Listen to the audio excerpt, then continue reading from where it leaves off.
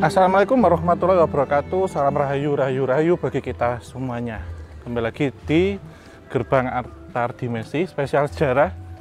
Sejarah siapa ini Om? Yang kali ini? Iya, ini kan kita masih di bulan kemerdekaan ya Mas ya.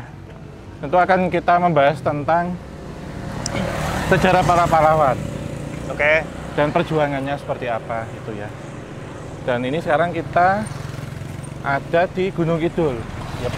Nah ini nanti periodenisasi waktunya tahun 1948 hingga 1950. Revolusi? Revolusi, pasca kemerdekaan. Pasca kemerdekaan. Berarti kan tantangannya ketika pasca kemerdekaan adalah mempertahankan kemerdekaan itu sendiri? Iya, ketika kemudian Belanda ingin berusaha menduduki kembali Republik Indonesia. Oke. Gitu. Jadi kita runtut aja, ini karena kita membahas sejarah kan harus ada latar belakang. Betul. Permasalahannya apa, kemudian jadi pertanyaan batasan temporalnya, kenapa 1948 1950 itu sebenarnya memberikan satu clue yang kita akan membahas tentang perang gerilya Panglima Besar Jenderal Sudirman. Ya, tuh Mas Aldo. Anu sih Om, sedikit banyak yang aku ketahui tentang agresi militer Belanda II berarti kan itu. Itu kan terjadi setelah Perjanjian Renville diingkari oleh Belanda kan. Iya, ada ketidakpuasan. Ya, akhirnya menyerang ke Indonesia lagi. Iya, kami ingin berusaha menguasai, dan itu sebenarnya memicu kelas berikutnya ya, atau agresi yang kedua yang menyasar ibu kota Yogyakarta. Ya. Karena kepentingan tinggi ya, termasuk banyaknya juga para pemimpin bangsa yang ada di situ. Salah satunya adalah Presiden Soekarno, kemudian Wakil Presiden Muhammad Hatta dan Sinuhun HB9 di situ. Itu mungkin ada cerita intrik-intriknya juga di situ. Nah, ini juga sebenarnya dipicu ketika akhir Desember atau tepatnya 19 Desember 1948 Jogja. Oh iya. Oh enggak, aduh, nanti saya sambung. Ini kayak kuliah lapangan ini. Iya. Saya tidak mengguruimu ya. Kayak KKN itu yang mendoseniku. Kayak KKN benar. Ya, kita lanjut. ini. Iya, jadi Jogja waktu itu ketika diduduki tanggal 19 ya, Desember 1948 itu tentara Belanda itu mengirimkan pasukan terjun payungnya di Maguwo. Landasan udara, landasan pacu Maguwo. Jadi belum Adi Sucipto. Oke. Nah, kenapa dipilih di situ? Karena di landasan pacu ya, Maguwo itu ada satu tempat yang sangat strategis. Kira-kira apa Mas Aldo? Kenapa? Era itu ya Om? Era itu ya? Kenapa terjun payungnya kok nggak di alun-alun gitu, alun-alun utara atau padahal mungkin lebih dekat dengan lebih dekat pemerintahan kan? ya, atau di daerah Sekip mungkin. Kalau boleh berasumsi karena ada pangkalan udara, yang kedua dekat dengan stasiun. Betul atau salah? Benar. Benar. Dapat A ya. Pertanyaan. Itu pretest loh. Oh ya, masih pretest? Iya, benar. Jadi di situ sebenarnya selain ada landasan pacu Maguwo, di situ ada stasiun Maguwo. Oke. Nah, dipergunakanlah kereta api pada waktu itu untuk mengangkut alutista, kemudian juga pasukan, itu langsung ke kota. Nah, stasiunnya ini masih ada, stasiun Maguwo lama. Berarti bukan yang stasiun sekarang ya? Bukan sekarang, sekarang untuk KRL. Betul. Atau untuk bandara. Nah, sedikit nih, nanti bercabang. Stasiun Maguwo lama akan kita bahas nanti, insya Allah ya, di Jawa Berkalung Besi 3. Series ketiga? Iya. Nah, karena itu kemudian untuk tetap melegitimasi bahwa Indonesia itu merdeka dan mempertahankan kemerdekaannya, beberapa ini ya Mas ya, beberapa pemimpin itu akhirnya boleh dibilang kasarannya nih menyerah pada waktu itu. Oh, oke. Ya, jadi Pak Karno dan Pak Hatta kemudian diasingkan ke Pulau Bangka. Ya.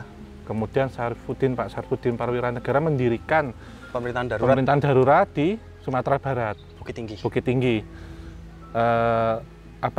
Itu sebenarnya juga kaitannya dengan di daerah Bidar Alam juga. Saya pernah ke sana dengan BSSN dengan KTJ waktu itu.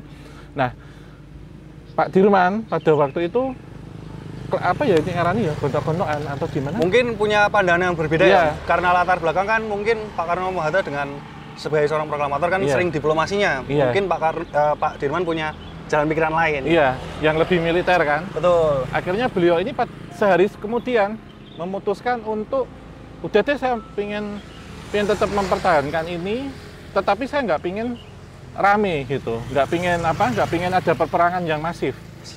Senyap, main bawah tanah. Itulah permulaan kemudian beliau melakukan perang gerilya dan mulai melakukan perjalanannya ke daerah Jogja bagian selatan. Dalam kondisi waktu itu yang kurang fit, ya bukan kurang fit tapi sakit sebenarnya, sakit keras. Memang sudah sakit parah ya? Iya sakit, yaitu beliau mengalami sakit paru-paru atau TB, tuberkulosis. Oh ya. Dan banyak yang menyebutkan juga ketika beliau melakukan perang gerilya itu paru-paru yang satunya yang berfungsi, Mas. Yang satunya ya apa yang ngarani ya terserang bakteri itu gitu.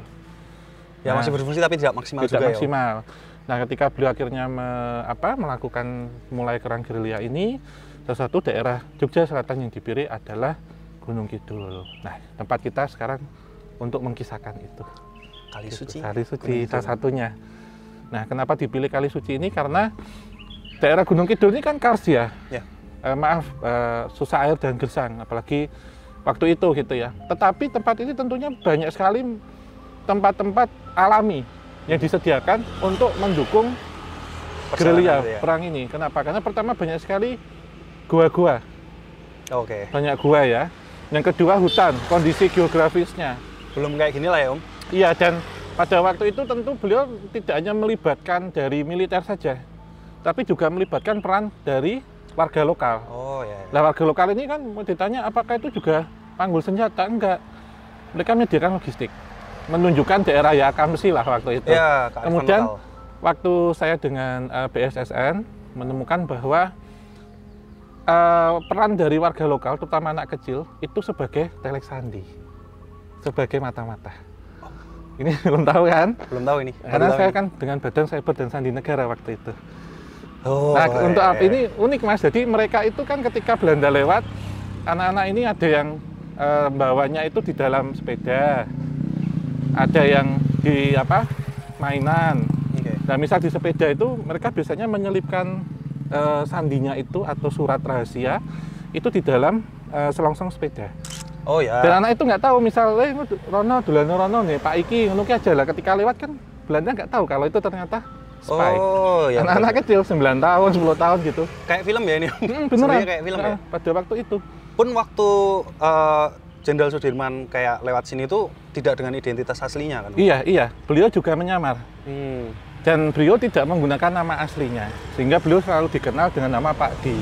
Pak Di? Iya, kodenya gitu. Nah, ketika beliau melakukan itu biasanya beliau menyamar nih, menjadi guru, pedagang pasar, menjadi kepala sekolah, atau hanya orang kerja di sawah gitu Mas. Nah, ini mungkin nanti suatu saat kalau kita menelusuri tentang sejarah sandi itu sebenarnya di daerah Kulon Progo juga ada. Gitu. Nanti bisa berikutnya. Ya. Tenang, nanti koneksi berikutnya. Itu nanti bisa kita telusuri tentang sejarah sandi karena mulai dari Yogyakarta sampai ke Sumatera Barat, kemudian ke mana? Aceh, Myanmar, India, baru ke New York. Nah, ini penting kenapa? Karena memberikan informasi kepada dunia bahwa Indonesia itu merdeka, tidak dikuasai siapapun. Karena Belanda kan tujuannya untuk agresi tadi. Nah, itu merebut kembali. Jadi waktu itu seperti peran-peran para pendahulu kita ya, para leluhur kita, para pemimpin itu mempertahankan kedaulatan itu, Mas. Dan ibu kota darurat akhirnya pindah ke Bukit Tinggi. Nah, perang yang dilaksanakan atau dilakukan oleh Pak Dirman ini berlangsung kurang lebih 7 bulan. Dari mulai bulan Desember bulan Desember 1948 hingga bulan Juli 1949. Ketika kemudian Royal Agreement itu disetujui. Gitu. Om, kita bisa sambil jalan-jalan lagi. Masih banyak yang bisa kita bahas ya. Berarti kita masuk ke bab berikut. Jadi kan pendahuluan nih. Kita sekarang ke bab 2. Kita akan ke lokasi sekarang.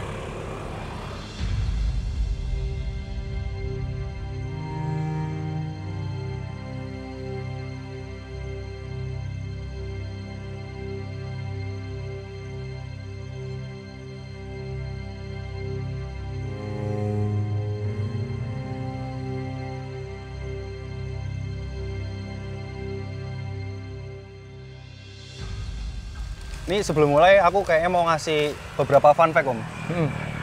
Sempat ngobrol sama warga yang memang pengurus wilayah sini juga.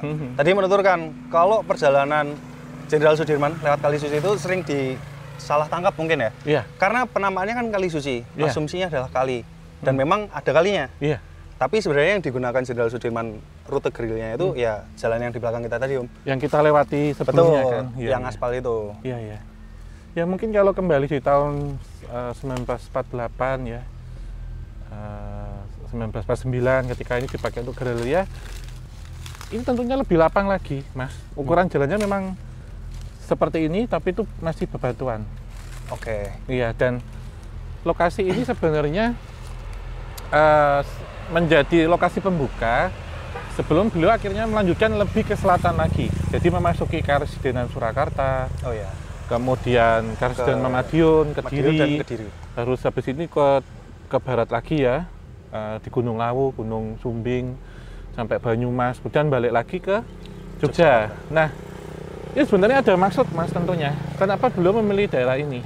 Selain memang kontur alam, secara topografis yang susah dilacak. Yang kedua, satu strategi untuk mengacau atau mengecoh pihak Belanda. Kenapa bisa mengecoh? Karena Belanda berpikir bahwa Sudirman ini, Pak Dirman ini nanti akan menuju ke Karesidenan Kedu, yaitu Purworejo dan Magelang. Jadi masih Belanda itu masih memiliki satu rasa takut dengan Perang Jawa. Menganggap bahwa Pangeran Diponegoro waktu itu kan memilih di pegunungan Menoreh misalkan, di daerah Purworejo, daerah Magelang gitu. Jadi masih ada menganggap itu masih menjadi seperti pola yang terulang, Mas. Oke, gitu. Jadi momok tersendiri ya, Om? Iya. Apalagi kan udah ada pendahulunya yang menggunakan itu sebagai basis ya? Basis, ya. Nah, ini kita ngomong lagi, tadi Stasiun Maguwo, kemudian Jalur Sandi. Kemudian yang ini adalah Diponegoro, Pangeran Diponegoro. Ini juga bertepatan dengan 200 tahun Perang Jawa. Bulan Juli kemarin ya? Bulan Juli. Ya. Nanti ini akan kita bahas tersendiri juga. Gua Selarong. Iya, itu. Spill dikit. Iya, banyak kan KTJ. KTJ sekarang isinya sejarah-sejarah. Beda sama dulu juga kita ke Rumah Pocong juga. Tetap sejarah. Candi ada, kereta api ada, peperangan era revolusi juga ada. Ya. Gitu. Nah, kita kembali lagi. Nah, ketika di sini sebenarnya beliau ini menghalau, Mas, karena ketika setelah tadi ya, banyak beberapa kita sebut kasarnya pemimpin yang menyerah, beliau ini tentunya mempertahankan itu. Beliau tidak mau, saya tetap harus berperang karena untuk mempertahankan martabat bangsa, karena memang jiwanya patriotik ya dan militer. Jadi beliau kemudian bukan memaksakan tapi tetap menjalankan itu sesuai dengan kewajibannya dan berjalan dengan rombongan yang sedikit. Akhirnya di sekitar sini di Gunung Kidul beliau adalah menyusun strategi untuk berikutnya gitu. Kalau nggak salah nih Om, di Gunung Kidul juga ada salah satu petilasan, rumah Mbah Mertosayo kalau tidak salah, di Palian, jadi masih baratnya sini. Jadi kalau mungkin dari rute itu sebelum Kali Suci ya Om. Iya. Itu kan sekarang memang dikelola juga oleh Dinas Kebudayaan kalau tidak salah. Jadi tidak bisa sembarangan diambil. Nah itu jadi rumah yang bersejarah karena katanya di situ memang perencanaan strategi selanjutnya itu bertepatan di rumahnya Mbah Mertosayo itu. Iya, jadi mungkin teman-teman ya punya rumah sekarang kemudian digunakan runding darurat nih oleh pemimpin bangsa, misal presiden di situ. 50 sampai 100 tahun lagi akan menjadi situs kok rumahnya. Aset negara tapi. Aset negara ya, gitu. Tapi rumah ini nggak boleh dirobohkan, tetap harus original, Mas. Oh iya, bentuknya harus dipertahankan harus dijaga ya. Nah, ini juga di kediaman Mbah Mertosayo pada waktu itu memberikan satu contoh. Ini juga mengingatkan saya dengan satu rumah juga di Kulon Progo yang serupa, Mas. Waktu itu digunakan oleh waktu Sandi ya, oleh Bapak TB Simatupang juga untuk menyusun strategi juga ketika kelas ya. Nah, ketika di tempat Mbah Mertosayo ini sebenarnya memberikan satu gambaran bahwa warga waktu itu juga ini ya, juga sangat mendukung dan mensupport hari itu, di mana beberapa warga ya, mungkin yang perempuan-perempuan, ibu-ibu itu ya, dan para remaja wanita pada waktu itu menyediakan logistik makan, Mas. Itu paling penting. Dan juga mencari satu tempat yang airnya melimpah. Nah, dicarilah kalau tadi kita sebut sumber di sekitaran Kali Suci gitu. Nah, Kali Suci ini kalau mungkin bisa kita ambil secara toponimnya, kali itu sungai, suci itu murni. Jadi sungai yang airnya murni gitu. Tapi bisa dibetulkan, Om. Kebetulan tadi ngobrol memang keterangan dari warga Kali Suci ini sedari dulu sebelum ada jaringan PDAM masuk memang jadi sumber air utama untuk mandi, untuk minum dan semuanya itu air dari Kali Suci. Jadi sepertinya memang bisa diasumsikan ketika perjalanan itu ambil supply dari Kali Suci itu sendiri. Iya, karena dalam satu perang untuk melawan ini ya musuh atau bangsa asing memang harus semuanya sinkron, Mas, harus semuanya mendukung ya, termasuk untuk keperluan logistik karena sangat-sangat penting ya kita perhatikan untuk makan itu. Ini juga mengingatkan ketika waktu itu penyerangan Mataram ke Batavia di masa Sultan Agung, di mana ada salah satu temenggungnya yang membocorkan daerah logistiknya. Sehingga gagal untuk menyerang ke Batavia. Seandainya waktu itu semuanya menjadi satu, tidak ada pengkhianatan atau apa oleh bangsa sendiri, sejarah akan berubah. Kita nggak akan pernah diduduki oleh Belanda. Salah satu contoh itu kita bandingkan ya dengan peristiwa yang lampau gitu. Jadi ya jika kita semuanya rukun, kita semuanya akur, kita saling support, ini menjadi bangsa besar. Tapi ya kembali lagi seperti pesan oleh Bung Karno, melawan penjajah itu mudah, tapi perjuangan akan melawan bangsa sendiri gitu. Menyinggung Batavia jadi teringat yang konflik pecinan juga itu kan, yang akhirnya berujung pada perjanjian Giyanti. Iya. Itu kan banyak, betul. Iya. Banyak mengadu dombanya. Ya mungkin kita bahas berikutnya juga ngabang lagi. Banyak banget. Banyak ya. Oke Mas, kita lanjut ke sini. Jadi ini di belakang kita ini Luweng ya? Iya, Luweng, Om. Iya, ini KTJ juga pernah penelusuran waktu itu tahun 2021 kita pernah ke Luweng di Luweng Jomblang waktu itu. Dan ini kita ada Luweng tapi kita nggak turun kali ini ya. Kita akan bahas di atas. Oke. Gitu. Iya. Tapi sih Om, ini nggak terlalu kelihatan sih dari sini. Mungkin bisa sambil nyusur ya. Iya.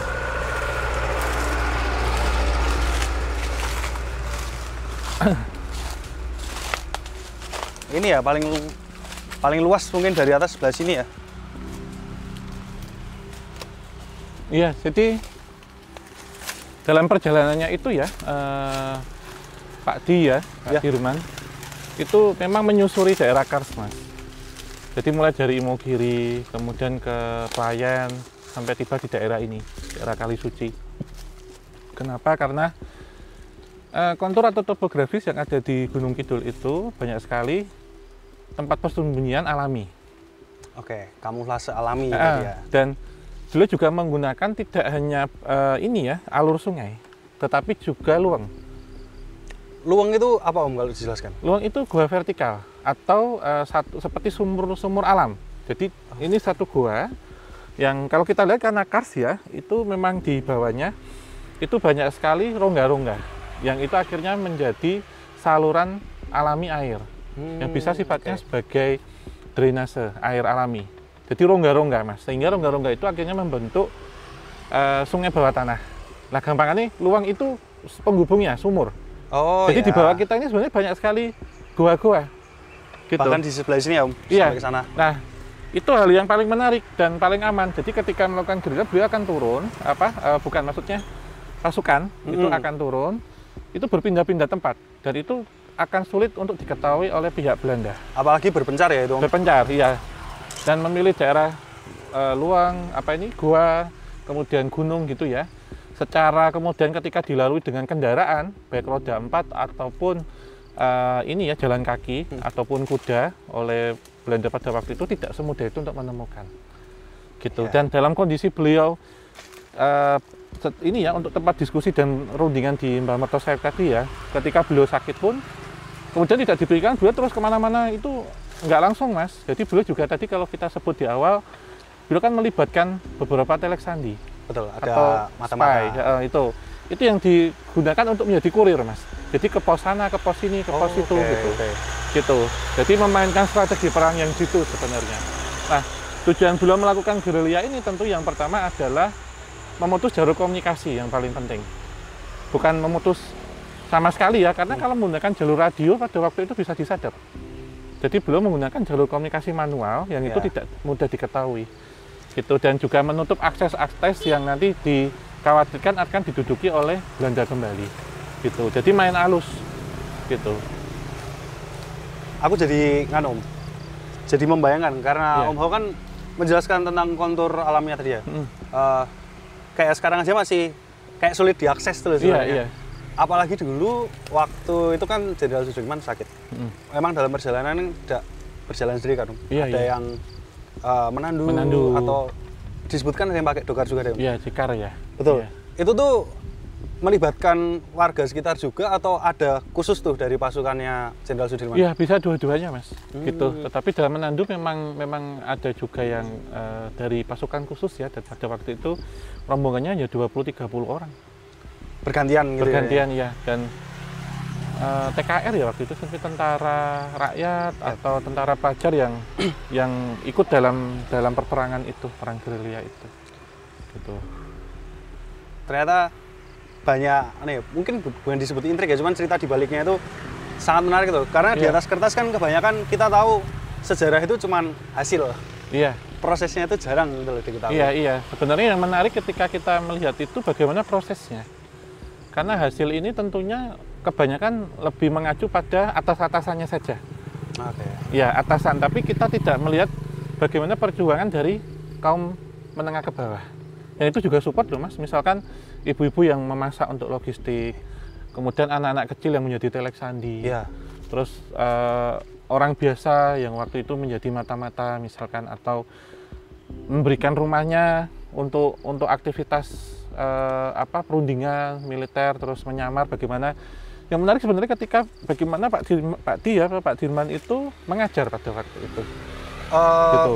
Mengajar sebagai guru? Ya, mengajar sebagai guru. Jadi mungkin ya bangunannya mungkin seperti di depan kita itu. Jadi rumah Bangsal Kencono ya, khas Gunung Kidul. Kemudian beliau dengan papan tulis mengajar bahasa misalkan di situ. Nah, ketika masuk ini kadang warga nggak tahu Mas kalau beliau itu seorang jenderal. Iya, panglima besar, nggak tahu gitu.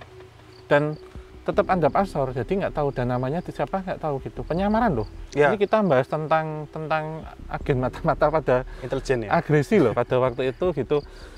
Nah, ketika mengajar ini tentu ada beberapa anak-anak yang ikut, jadi hanya menggunakan lampu sentir gitu ya Mas ya, dalam lampu minyak lampu itu minyak. Ya. Ketika itu anak ini misal, Pak Guru ini ada surat dari Bapak misal gitu. Nah, itu ternyata isi informasi Mas. Jadi anak ini kadang jadikan kurir. Dan anak itu nggak tahu yang dibawa apa. Oh, taunya cuma kayak didhawuhi orang tuanya gitu kan. Jadi Belanda nggak akan berpikir anak itu mata-mata. Kenapa? Kan anak itu kan polos. Ketika kasarannya ketemu Belanda ditanyain ya mengarang ngetreke, misalkan mau ngantarkan makanan buat Bapak gitu, orang nanti dikasih itu ya ngomong-ngomong nanti bahaya. Ya kayak ini toh peristiwa itu akhir September itu Bapak gimana kan gitu kan, ditunjukkan di sana gitu. Anak kecil kan dengan polosnya ya. Nah, ini salah satu strategi jitu Mas, dan cerdik sebenarnya mengelabui Belanda pada waktu seperti itu. Jadi ketika ada ring-ringan Belanda, anak-anak kecil ya biasa aja main. Padahal di situ ada surat rahasia. Betul. Gitu. Ada intel yang sangat penting itu loh. Iya. Tapi ini tadi Om Ho kan menyinggung tentang Pak Dirman sebagai guru ya. Jadi menjalankan penyamaran kan sebetulnya itu. Aku jadi tertarik Om, maksudnya secara personal, karakter yang melekat di Jenderal Sudirman itu sebenarnya seperti apa sih? Kalau mungkin menurut Om Ho atau beberapa sumber lain kan juga menyebutkan kalau Pak Dirman ini prinsipnya kuat banget. Dan ternyata dalam perjalanannya ada beberapa kalangan yang menyebut kalau Pak Dirman itu sakti. Iya, saya juga sependapat dengan itu ya Mas. Sebenarnya beliau ini memiliki jiwa yang tenang, kemudian jiwa yang suka belajar, dan menurut beliau ketika dalam rundingan itu ya saya bukan kemudian kok mau ngacak sejarahnya kayak gitu ya, ini cuma buat tambahan aja. Bahwa ketika berunding di rumah Mbah ya gitu, beliau ingin menjadi seorang guru gitu. Kenapa? Karena bisa memainkan peran itu gitu Mas, aktor. Karena mau jadi petani, mau jadi buruh kasar, atau menjadi ini ya Mas, warga biasa, tapi beliau memilih menjadi guru. Karena kenapa? Saya jika bisa menjadi guru, bisa mengajar untuk aktivitas ini, untuk aktivitas gerilya ini, saya bisa lebih dalam hati, innernya lah. Jadi nggak akan ketahuan gitu. Kasarannya. Berarti karena, tidak seperti berpura-pura. Iya, pertama. Yang kedua, kondisi fisik Mas, kita lihat. Kenapa memilih itu? Karena kalau guru tidak terlalu capek. Karena nafas loh Mas. Untuk gerak dikit langsung langsung sesak. Jadi hanya mengajar, itu menuliskan apa gitu. Jadi menggunakan satu tempat saja. Bahkan ketika Belanda lewat ya biasa, nggak tahu itu. Gitu. Seperti kegiatan rakyat biasa rakyat gitu ya. Ya, mungkin kayak sekolah SF lain untuk ingin mengajarkan banyak hal kayak sharing ilmu pada waktu itu. Gitu. Om, aku mau ngasih Om Hao jalan ke sana lagi. Mungkin kita bisa bahas tentang perjalanannya Pak Dirman yang udah sampai ke sebelah timur.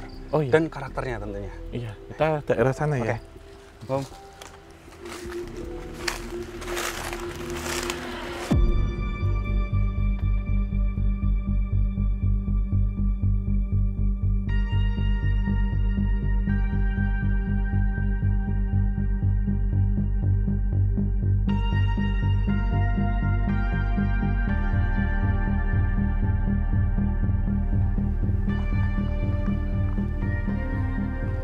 Kita sebenarnya ini ke arah Kali Suci, kalinya ya. Sungainya ya, kalinya. Sungainya. Dan aku kayak pengen bahas, aku pengen ceritain sih sebenarnya. Iya. Cerita-cerita tentang Jenderal Sudirman yang biasanya dituturkan oleh keturunan dari mbah-mbah yang pernah memberikan tempatnya untuk singgah itu. Kebanyakan kayak gimana sih Om? Gimana sih ceritanya, citranya Jenderal Sudirman? Iya, jadi kalau kita lihat ya, dalam perjalanan itu memang perang gerilya itu tujuannya adalah untuk memecah transportasi dulu, Mas. Transportasi yang akan dipilih oleh Belanda pada waktu itu. Jalur supply. Jalur supply, logistik ya. Belanda yang pertama, yang kedua, beliau memilih tepi hutan dan juga gua dan menghindari jalan utama. Oke. Kenapa? Karena kalau lewat jalan utama nanti bisa keliringan, frontal iya, bisa ketemu, bisa berhadapan nih. Ya. Itu sama halnya kan kalau orang Jawa bilang lo marani gebuk kan. Oh, iya. Gitu. Kemudian juga sebenarnya beliau ini sangat butuh sekali tidak hanya dari militer. Gitu. Nah, dari kesemuanya benar kita lihat bahwa peran dari masyarakat sangat penting pada waktu itu. Nah, perang gerilya yang berlangsung selama 7 bulan dari Desember 48 hingga Juli 49 itu salah satu bentuk yang apa ya Mas ya, yang penting ya, itu adalah serangan umum 1 Maret 1949 di Yogyakarta. Di mana kemudian waktu itu Pak Dirman menugaskan Letkol Soeharto untuk memimpin penyerangan. Iya, dan dalam agresi itu ya, satu hal yang unik juga terjadi ketika pasukan Belanda yang sudah mendarat atau sudah berhasil mengepung kota Jogja yang waktu itu menjadi sebagai ibu kota Republik sebelum akhirnya ada ibu kota darurat di Bukit Tinggi. Ratu Juliana itu meminta bahwa keraton jangan dikepung, keraton Jogja, karena hati saya ada di sana. Hatinya siapa? Hengki. Hengki itu siapa Om? Hengki itu adalah Tusutan Habis 9. Oh, itu. Jadi saat dulu ketika Sinuwun 9 ya, Habis 9 itu berkuliah di Leiden di Belanda. Itu kan satu kelas dengan Ratu Juliana. Ya ada sersiran gitu ya. Tapi belum jadi raja, Ratu Juliana belum jadi ratu pada waktu itu. Gitu. Dan Romone ya bapaknya itu HB ke-8 berpesan tak kuliahkan yang London yang aja mulai nggak noni London gitu. Jadi dikuliahkan ke Belanda tapi pulang jangan bawa noni Belanda gitu. Nah, salah satunya pesan dari Ratu Juliana itu. Jadi Jogja itu berarti dikepung tapi jangan sampai keraton karena di situ ada hati saya. Berarti sebetulnya pengepungan yang dilakukan oleh Belanda itu sudo nggak sih Om? Iya. Jatuhnya sudo kan, karena kan mungkin kalau kita bicara di era perang, pasti kan kalau takluk itu antara dijarah atau di bumi hangus kan. Ini justru berarti kota Jogja itu aman-aman aja. Aman, istimewanya itu. Gitu. Jadi Habis 9 itu sangat-sangat istimewa Mas. Bahkan ketika Pak Dirman waktu itu nggak mau beneran pulang. Karena ini martabat bangsa ya, kok malah menurut saya ya waktu itu karena gondok-gondokan dengan Pak Karno itu. Kok menyerah gitu. Tapi Sinuwun Habis 9 itu berpesan nanti udah selesai perang ya pulang gitu. Akhirnya beliau mau pulang ke Jogja. Itu setelah ada titik terang akan terjadi perundingan lagi Om? Iya benar. Dan serangan umum 1 Maret itu memang memberikan satu dampak yang luar biasa. Itu. Walaupun kota Jogja hanya dikuasai selama 6 jam. Iya, nggak lama. Itu. Wah. Itu perang dari ini, sebutan dari Hengki. Hengki kan namanya dari habis 9 ketika beliau dari kecil dengan orang Belanda sampai kuliah Mas di Belanda. Oh, oke. Di Leiden University sana. Di waktu sempat saya ke sana ya memang pas ke Leiden ya, ke kampus ya melihat memang nama beliau ini besar ya, dan ada mata kuliah Indomologi Mas, jadi itu mempelajari tentang Indonesia di sana. Gamelan itu ya. jadi sajar sana. Tapi memang Sinuwun HB9 itu sering banyak mengundang decak kagum nggak sih Om? Iya. Karena secara pribadi kan sangat karismatik dan perannya di kemerdekaan dan revolusi itu kan kayak gede banget nih. Iya, dan menjadi atasan bagi Pak Dirman waktu itu ya Pak Karno dan Pak HB9 ya, Sinuwun HB9 gitu. Itu kalau ceritanya Mbah-mbah itu ya gitu Mas. Dan Pak Dirman sendiri juga waktu itu ya menyamar jadi warga biasa seperti saya ceritakan sebelumnya. Itu ikut rombongan, jadi rombongan pengungsi Mas. Oh, ketika melewati daerah perbatasan yang dijaga oleh Belanda. Oh, itu penyamaran berikutnya. Pernah baca juga. Iya. Pak Dirman itu tidak pernah sekalipun kena sergap. Nah, di situ akhirnya muncul tuh orang-orang mengaku kalau Pak Dirman Sakti itu salah satunya itu. Tidak pernah, selalu lolos lah. Iya. Iya, dan salah satunya juga mungkin apa ya, kalau nama ajalnya itu ada Mas. Mungkin kayak Mecah Sukmo ya, bukan Ngrogo ya, Mecah.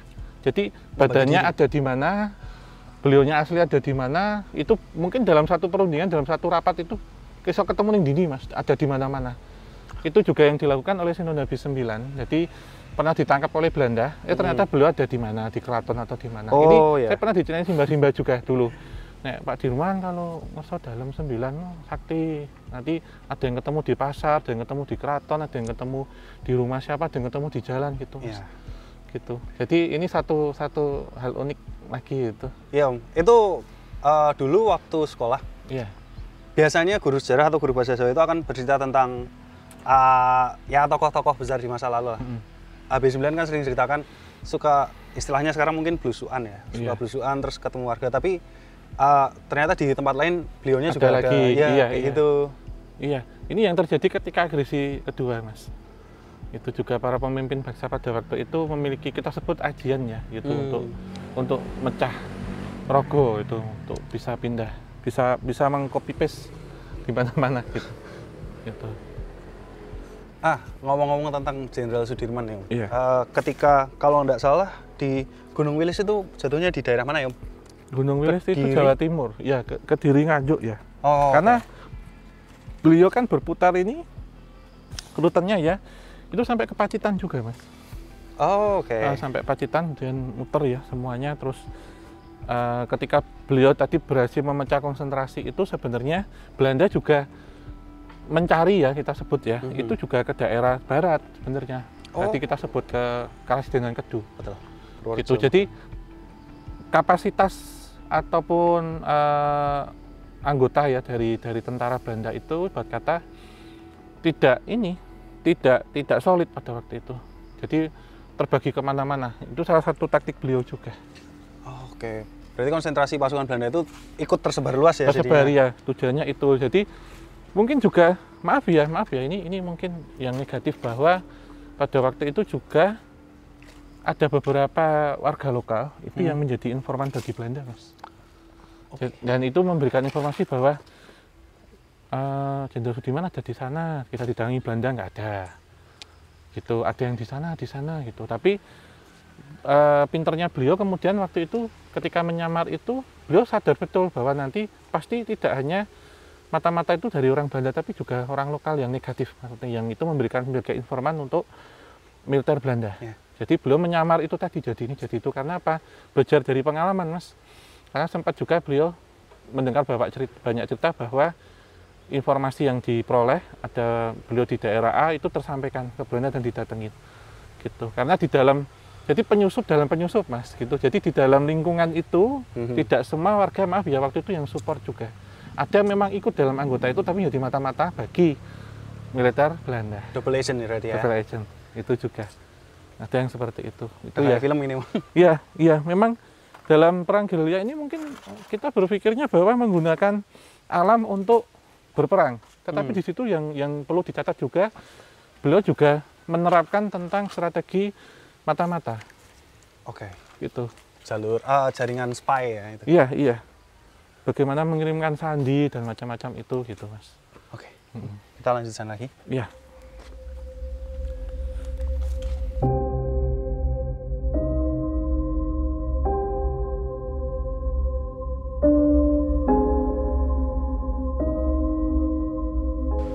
Teman-teman, kita ada di mana ya sebenarnya? Di atas Kali Suci. Rute yang tadi kita bahas, terus kita tadi dari Luweng. Itu sebenarnya alirannya tuh dari sini. Jadi kalau di sini terusin ya. Betul. Hulunya ya. Seperti kata Om tadi memang ada terowongan bawah tanah yang aliran sungai itu juga Om. Nah, di sini tuh aku pengen diceritain lagi Om tentang ya Jenderal Sudirman kan memang melewati wilayah ini. Tujuan akhirnya kan ada di Jawa Timur. Kiprahnya di Jawa Timur gimana sih Om? Dan reputasinya itu akhirnya seperti apa? Iya, jadi beliau ini kan meneruskan ya sebenarnya ke gunung-gunung tadi kita sebut ya. Itu tidak hanya di Gunung Kidul saja, tetapi di Gunung Lawu ya. Ini gunung yang sebenarnya Mas gede. Oh ya. Gunung Wilis gitu ya. Dan ke Kediri sampai kemudian balik lagi ke tengah ke Gunung Sumbing gitu. Karena gunung itu satu tempat yang medannya itu hanya diketahui oleh orang lokal. Gitu. Jadi kiprahnya yang pertama tentunya bagaimana beliau ini bisa membaur, Mas. Membaur dengan warga dan mendekati laskar-laskar daerah. Oke. Nah, laskar-laskar daerah ini tentunya seseorang yang tahu betul tentang topografis dan masyarakatnya seperti apa. Termasuk mereka kita sebutnya kan akamsi ya. Yang itu akan susah sekali diketahui dan ditembus oleh orang asing. Terutama orang Belanda. Ketika mau melacak atau mencari keberadaan dari Pak Dirman pada waktu itu. Yang berikutnya adalah Pak Dirman ini bukan hanya cerdik atau pandai dalam strategi militer, tapi beliau juga waskito dan juga memiliki kemampuan spiritual. Oke, boleh jelasin Om, waskito itu apa sih? Iya, jadi satu kemampuan yang inspirasi pertama, yang kedua beliau kalau disebut seperti pirsa sadurunge winarah atau weruh sadurunge winarah atau beliau tahu sebelum kejadian. Seperti prekognisi gitu? Iya, jadi visioner. Jadi bagaimana Belanda itu akan kemana dan akan ngapain, Mas. Sehingga daerah-daerah yang sudah sebelumnya diduduki oleh Pak Dirman itu kemudian Belanda ngikutin sebenarnya. Dan tidak tahu ini akan kemana, sehingga bisa memecah. Jadi berkata, jalan ini bercabang 3. Pak Dirman memilih jalan yang kiri. Dia berpikir bahwa jalan yang kiri ini kemudian ditutup oleh warga lokal. Misalkan di situ ini Mas, misal jalan ini ya sebenarnya ya jalan itu ditutup. Misalkan di situ ditanamin bambu, atau kemudian ditanamin pisang. Jadi Belanda ini melihat yang semula bercabang 3 hanya bercabang 2. Akhirnya nyasarin. Belasuin. Itu tahu karena beliau paham betul ini Belanda akan kemana. Berikut selain memang kecerdasan secara spiritual, juga kecerdasan secara intelijen itu tadi, intelijensi gitu. Jadi dipadukan itu dan tentu beliau juga ketika melakukan perang gerilya itu membawa beberapa pusaka. Oh iya Om? Iya. Ini jarang diceritakan mungkin ya yang seperti ini? Iya, salah satunya beliau yang menjamas keris ya, kalau tidak salah juga di sini. Jadi lokasinya memang di sini juga digunakan untuk jamasan karena airnya benar-benar bersih, disebutnya Kali Suci. Dan saat ada serangan dari udara atau pesawat pengintai dari udara dari pihak lawan atau musuh, beliau menyabut kerisnya dan seperti ini nuding, menunjuk ini, kemudian pesawat itu kembali sendiri pergi, hilang. Nah, ini sebenarnya penggambarannya lokasi di mana Pak Dirman dan tentara pada waktu itu membuat base camp di situ, itu seolah-olah kemudian tertutup. Jadi tidak bisa dipantau. Itu bahaya, misalkan itu dipantau dan ketahuan bisa ditembak dari atas, Mas. Betul, tanpa perlu pasukan daratnya ya? Iya. Itu. Jadi keris itu fungsinya untuk membuat satu energi di mana itu tidak bisa dilacak oleh radar. Dan tidak terdeteksi bahwa di situ ada Pak Dirman dengan rombongannya. Jadi keris itu seperti itu, Mas, memiliki satu kemungkinan kemungkinan secara logikanya apakah di keris itu ada kandungan logam-logam yang bisa memancarkan radiasi untuk memecah sinyal, itu juga bisa. Jamming sinyal itu ya? Untuk melemahkan sinyal udara. Gitu. Karena pada waktu itu juga menggunakan siaran radio untuk berkomunikasi. Oh iya. Gitu, baik di Belanda ataupun di Indonesia sendiri, sehingga Pak Dirman memutus untuk itu sangat hati-hati Mas, karena bisa kerancak frekuensinya nanti didatangin Belanda juga. Hingga iya, jadi beliau paham, hingga menggunakan itu telik sandian anak kecil misalkan gitu, atau warga lokal untuk mengirimkan berita atau kabar. Menyadap pun bisa jadi saling sadap nanti akhirnya. Gitu, itu Mas. Oke Om, nah ini tentang kepulangannya Jenderal Sudirman akhirnya ke kota Jogja kan setelah dapat bujukan dari Sri Sultan Hamengkubuwono ke-9 dan Pak Karno akhirnya ikut membujuk juga Iya. Nah, itu tuh sebenarnya apakah hubungan Pak Dirman dengan Bung Karno itu membaik di saat itu? Iya, sebenarnya ini akhir dari perang gerilya sendiri ya, di bulan Juli pada tahun 1949, di mana akhirnya Belanda dan Indonesia menyetujui untuk gencatan senjata, yaitu Roman Agreement. Dan akhirnya beliau memutuskan untuk kembali ke Jogja. Dan karena perjanjian itu Mas, kemudian akhirnya beliau, ini gencatan senjata. Karena gerilya itu kan sembunyi-sembunyi. Ini nih yang pertama, dan juga bujukan agar segera kembali gitu ke ini ya. Yang berikutnya adalah ketika beliau kembali, Pak Dirman kembali, itu disambut sebagai seorang pahlawan yang tetap mengorbankan semangat mengobarkan semangat kemerdekaan atau semangat anti menyerah gitu. Sehingga ini membakar juga semangat warga-warga yang lain, non militer atau sipil gitu. Dan tadi mungkin menjawab satu pertanyaan untuk batasan temporalnya, kenapa 1950 nggak 49. Saat kondisi kesehatan beliau yang semakin memburuk karena bakteri TB itu menyebar ke paru-paru lainnya sebelahnya, beliau akhirnya tutup usia atau mangkat tanggal 29 Januari 1950. Jadi di akhir Januari itu adalah wafatnya atau berpulangnya Pak Dirman itu. Jadi kita mulainya tadi di awal tanggal 19 Desember 1948 ketika agresi militer kedua di Jogja, kita tutup di tanggal 29 Januari 1950. Jadi itu akhir dari perang gerilya dan topik pembahasan kita sekarang untuk periodisasi waktu atau batasan temporalnya. Gitu. Aku banyak kagum juga sih Om. Iya. Karena di beberapa sumber bacaan yang aku baca itu memang setelah pulang ke ibu kota pun Pak Dirman kan mungkin bisa dibilang masih bersikap dingin ya dengan pemimpin Indonesia pada waktu itu, karena kan kebedaan paham itu kan Om. Terus ada satu hal yang mengena buat aku tuh, sebenarnya setelah berpulang itu Pak Dirman masih menolak untuk berhenti gerilya. Karena memang pengennya hasil dari gerilya adalah mengusir Belanda. Sampai mau mengundurkan diri kan itu Om. Iya, benar. Selain memang ini ya, kondisi kesehatannya menurun ya. Dari perang gerilya ini sebenarnya bisa ini ya Mas ya, kita tarik 3 kesimpulan di mana itu berkaitan dengan militer, kemudian politik dan moral. Gitu. Di mana pesan militernya ya, dan ini ya pesan militernya bahwa beliau ini dapat menghalangi atau memukul mundur pasukan Belanda untuk menguasai kembali Indonesia ya, dan juga memaksa pihak Belanda untuk mengeluarkan biaya yang tidak sedikit. Jadi ini mengulang sebenarnya hampir sama seperti Perang Jawa oleh Pangeran Diponegoro gitu. Kemudian secara politik bahwa Indonesia masih bisa menyuarakan ke dunia internasional bahwa masih merdeka, masih berdaulat gitu. Masih berdaulat, belum jatuh atau direbut lagi oleh Belanda, gitu. Masih eksis menjadi bangsa yang merdeka.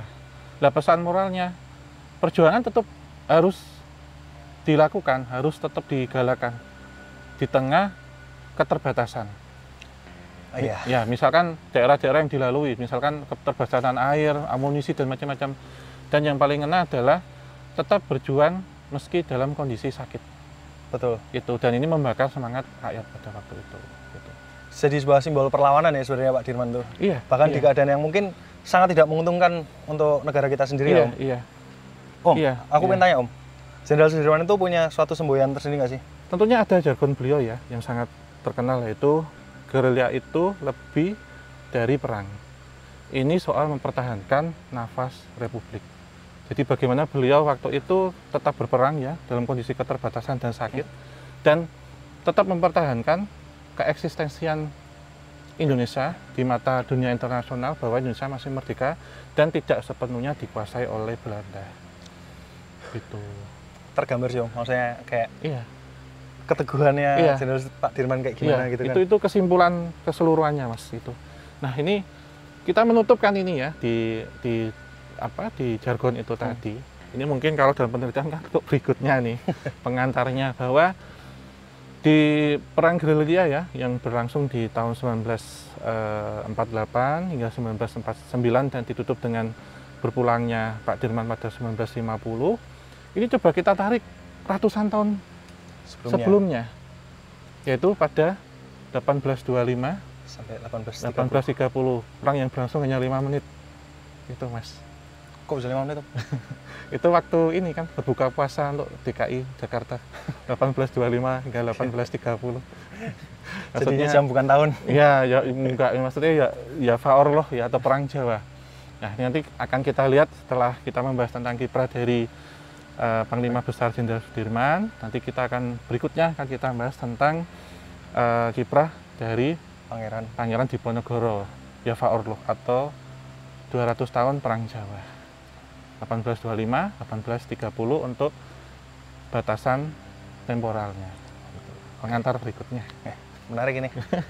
Pasti di markasnya Pangeran Diponegoro juga. Iya, yang nanti mungkin teman-teman bisa menebak di mana itu nanti. Kita ngomongkan sekarang ya. Akan kita bahas di berikutnya untuk batasan spasialnya nanti. Gitu penelitiannya Mas. Metode sejarah Mas ini yang benar gitu. Ya, sebenarnya bisa kita akhiri. Ya, terima kasih untuk Sobat Javanika yang menyaksikan dari awal hingga akhir, dan tetap dukung tim KTJ juga obrolan santai dan cara like, subscribe, dan nyalakan lonceng, share sebanyak mungkin.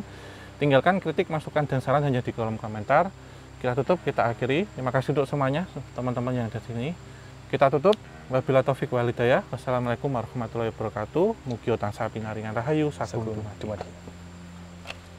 Yuk. Ya.